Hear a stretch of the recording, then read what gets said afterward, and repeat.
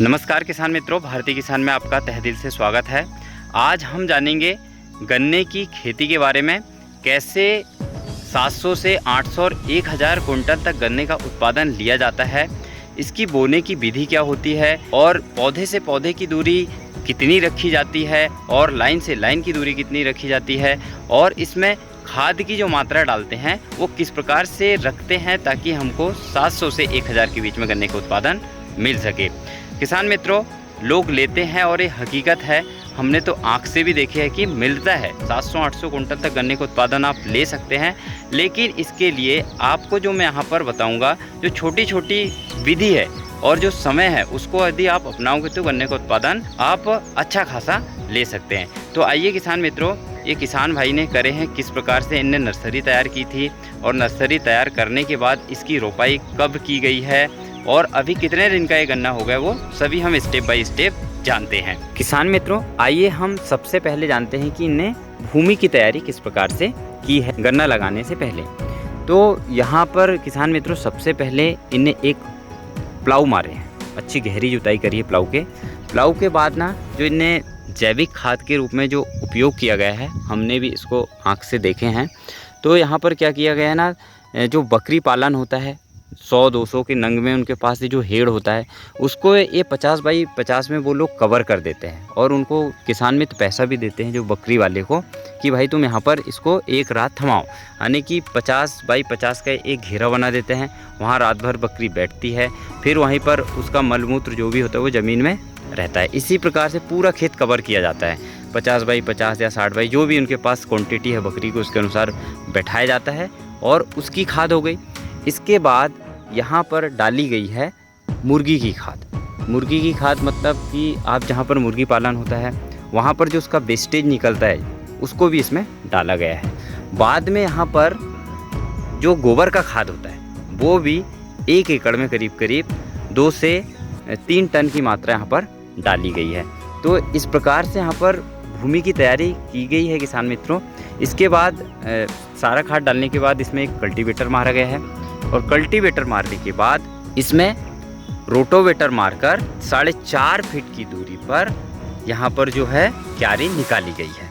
ठीक है किसान मित्रों, इस प्रकार से यहाँ पर जो जैविक खाद का जो फार्मूला है वो बहुत ज़बरदस्त लगा, क्योंकि इनको बहुत ही कम मात्रा में रासायनिक खाद डालनी पड़ेगी मेरे ख्याल से, क्योंकि इन्हें पहले ही बहुत ज़्यादा मात्रा में जो जैविक खाद का कम्बिनेशन वो मेंटेन रखा है। और आप देखेंगे किसान मित्रों, इधर अधिकतर किसान ऐसे ही गन्ना की खेती करते हैं और हमने देखे हैं इधर गन्ना का जो खेती है ना वो काफ़ी अच्छा है। हर कोई किसान मिनिमम 500-600 कुंटल इधर ले ही लेता है, लेकिन ये जो भाई ने की है यहाँ पर खेती, इनका अनुमान है कि हम 700 से 800-900 कुंटल भी जा सकता है, जिस प्रकार से इनने समय के साथ में बोनी की है।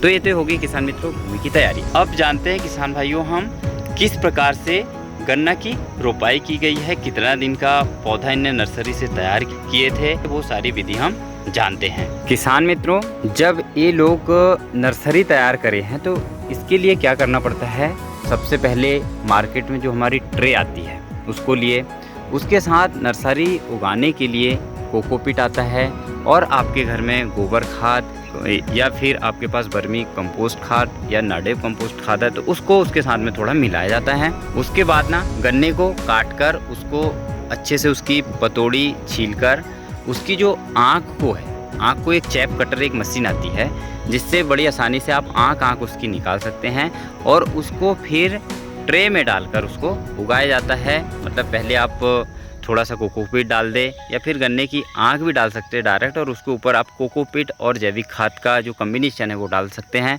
और धीरे धीरे आप उसमें पानी की सिंचाई करेंगे तो वो 1 से 1.5 महीना में अच्छा खासा नर्सरी आपकी बन जाती है। आप करीब 1 से बीच में आप उसको लगा सकते हैं। ठीक है, इस प्रकार से इन लोगों ने भी मतलब गन्ने की आँख से नर्सरी तैयार की है। तो ये तो हो गई मित्रों नर्सरी तैयार करने की विधि। अब जानते हैं किसान मित्रों, आपको पौधे से पौधे की दूरी कितनी रखनी है और लाइन से लाइन की दूरी कितनी रखनी है, क्योंकि अधिकतर किसान भाई दूरी सही से मेंटेन नहीं रख पाते, इसके कारण भी अच्छे से उत्पादन नहीं मिलता है। किसान मित्रों, यहाँ पर जो पौधे से पौधे की दूरी रखी गई है वो करीब 2 फीट है, या कहीं कहीं कोई पौधे में 2.25 2 फीट भी आ सकती हैं। और जो लाइन से लाइन यानी कि एक लाइन से दूसरी लाइन की जो दूरी रखी गई है वो करीब 4.5 फीट रखी गई है। बहुत सारे किसान इसको 5 फीट भी रखते हैं और कुछ किसान इसको 6 फीट भी रखते हैं, लेकिन मिनिमम दूरी इधर जो लाइन से लाइन की है वो 4 फीट से ऊपर ही आपको मिलेगी। जबकि हमारे मध्य प्रदेश में भी बहुत सारी जगह आजकल इस टेक्निक से खेती हो रही है और कई जगह पर हमारे इधर 3 फीट की 3.5 फीट की क्यारी में भी बोली होती है, जो कि उतना अच्छा उत्पादन नहीं मिलता। तो आप भी इस प्रकार से दूरी का सिलेक्शन कर सकते हैं। अब जानते हैं किसान भाइयों किस प्रकार से इसमें मिट्टी चढ़ाना चाहिए हमको और कौन सा यंत्र सबसे अच्छा होगा इसमें गन्ने में मिट्टी चढ़ाने के लिए, या तो ट्रैक्टर से चढ़ाना चाहिए या पावर बीडर से। और सबसे महत्वपूर्ण बात है किसान मित्रों इसमें कि हमको कितने समय का जब हमारी गन्ने की फसल हो जाती है तब हमको मिट्टी चढ़ाना चाहिए, क्योंकि यदि हम एक सही समय पर मिट्टी नहीं चढ़ाते हैं तो हमें क्या नुकसान होता है ना। यदि कोई किसान भाई है बहुत जल्दी कर दी मिट्टी चढ़ाए, मतलब उगा खरपतवार को ख़त्म करने के लिए बोले यार सीधा मिट्टी चढ़ा दो, वो गलत तरीका है।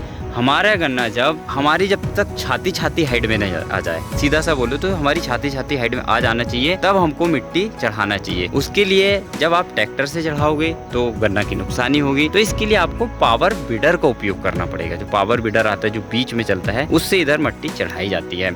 यदि हम छोटे पौधे में मिट्टी चढ़ाते तो क्या होता है ना, जो हमारे कल्ले का विकास है ये नहीं हो पाता। और जब हमारा करीब 3 महीना का पौधा हो जाता है, हमारा छाती हाइट पर आ जाता है, तो जितने भी कल्ले हमारी जो गन्ने की निकलनी है वो पूरी उस समय निकल जाती है। उसके बाद आप अच्छे से मिट्टी चढ़ा सकते हैं। तो इस बात का भी आप विशेष ध्यान रखें किसान मित्रों, क्योंकि बहुत ज़रूरी है आज के समय में हमें टेक्निक से, विधि से, वैज्ञानिक तरीके से खेती करने की।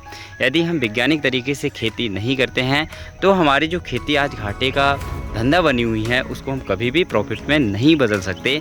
इसलिए आप समय का विशेष ध्यान दीजिए, टेक्निक का विशेष ध्यान दीजिए, और जिस समय जो भी यंत्र हमको कृषि में लग रहा है तो उस पर भी आप विशेष फोकस करें, क्योंकि आज है टेक्नोलॉजी का ज़माना।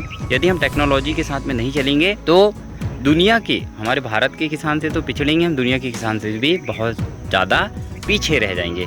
इसलिए किसान मित्रों आप अच्छे से खेती करिए, टेक्निक के साथ करिए। और किसान मित्रों इसमें बाद की जो भी प्रोसेस रहेगी, क्या इसमें कितने मात्रा में रासायनिक खाद डाला जा रहा है उसके भी बारे में यदि समय मिला तो हम बात करेंगे। तो आज के लिए बस इतना ही किसान मित्रों, हम फिर मिलेंगे एक नए खेती किसानी संबंधित वीडियो को लेकर। तब तक के लिए नमस्कार किसान मित्रों। यदि आप भारतीय किसान में नए हो तो चैनल को सब्सक्राइब कर लेना और घंटी के बटन दबा देना। इसी प्रकार के खेती किसानी और कृषि यंत्र से संबंधित वीडियो पाने के लिए आपका वीडियो देखने के लिए बहुत बहुत धन्यवाद, बहुत बहुत आभार।